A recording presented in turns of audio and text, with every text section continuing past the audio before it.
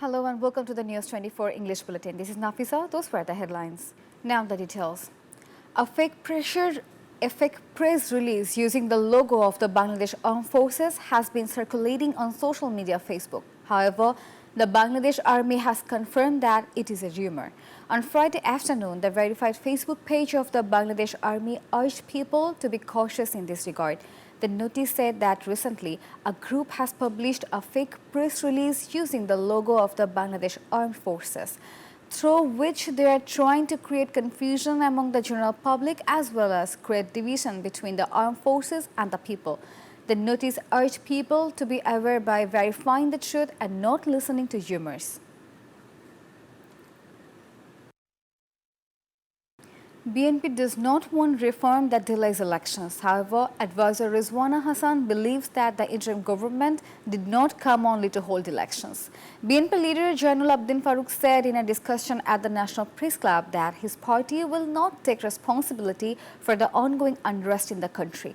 Advisor said that Rizwana Hassan has commented that mobs and movements on various issues are hindering the trial and reform work. She made these remarks while attending the 24th National Conference of the Zoological Society of Bangladesh on Friday.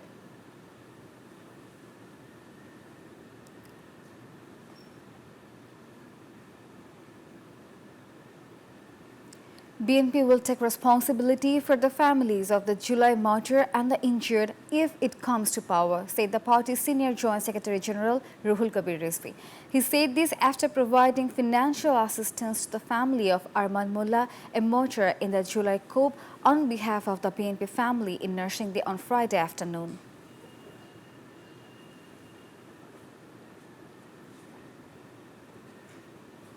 The Imam Khatib Ulama Parishad of Rampura and Hatirjhil police stations has demanded the cancellation of the anti-Quran recommendations of the Women's Affairs Reform Commission.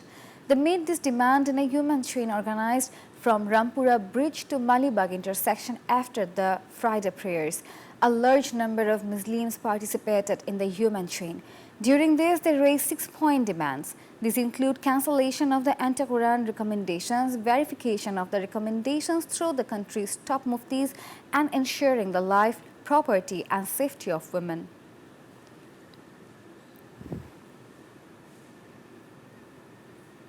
Finance advisor Saleh-Uddin Ahmed said the government has not accepted any of the conditions imposed by the IMF.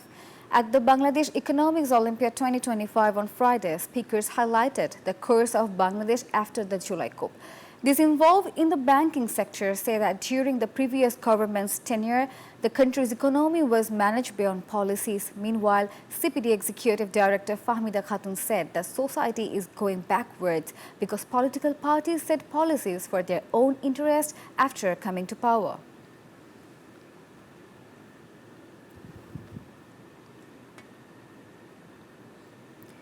Even though there are only 8 days left for the Hajj pilgrimage, 27 agencies have not yet paid for air tickets. As a result, the Hajj pilgrimage of 85 Bangladeshis is in uncertainty. The ministry has issued notices to the agencies and banks concerned. The Hajj office says that if they are found to be negligent, they will be punished. In addition, 4 flights have been increased due to the pressure of passengers at the end. So far, 9 people have died in Saudi Arabia. They were buried there with the consent of their families.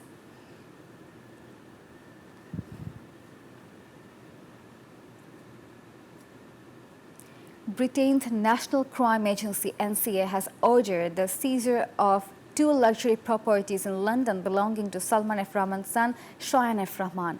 These include a £6.5 million flat in Grosvenor Square and a £1.2 million house in Gresham Gardens. According to British electoral records, the Gresham Gardens house was once home to former Prime Minister Sheikh Hasina's sister, Sheikh Rehana.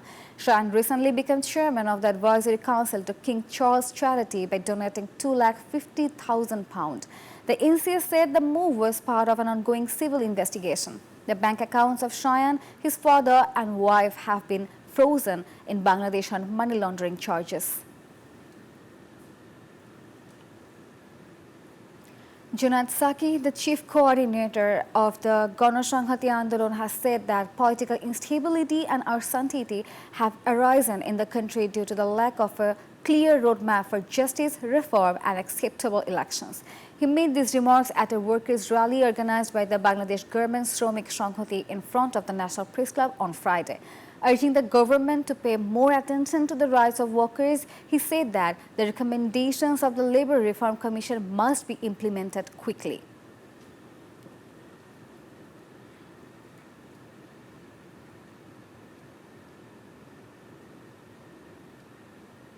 We'll be back after a short break. Please stay with us. Welcome back. You are watching News24 English Bulletin. Although the rain has brought some relief, the meteorological department has forecast a new heat wave. Meteorologists say that a cyclone will emerge amid this natural hostility, the name of which is Shakti at the suggestion of Sri Lanka. The meteorological department has issued a warning that a low pressure area may form in a Bay of Bengal on the 27th of this month, which may develop into Cyclone Shaki. In this situation, gale force winds may blow over the north of Bay of Bengal, coastal areas and seaports. Local warning signal number 3 has been raised at the seaports of Chittagong, Cox's Bazar, Mangla and Paira.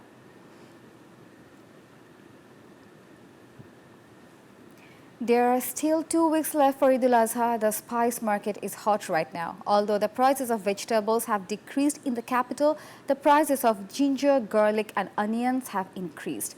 Almost all vegetables are between 40 and 80 taka, and most of spices including cardamom and cloves are out of reach. Cardamom is being sold at 6,000 taka, cloves at 1,800 taka, pepper at 1,500 taka, cumin at 850 taka, jaggery at 3,000 taka per kg. In addition, the prices of other spices have increased by 100 to 150 taka per kg. In such a situation, buyers are strongly urged to monitor the market.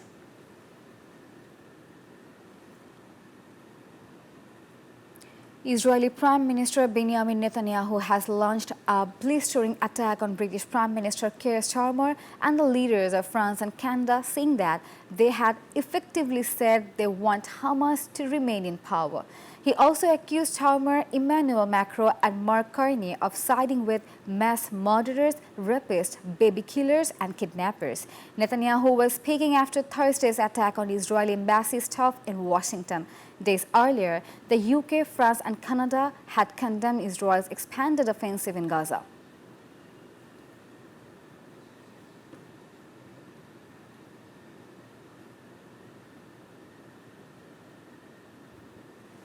And that was all from the newsroom today. Thank you for watching News24. Please stay with us.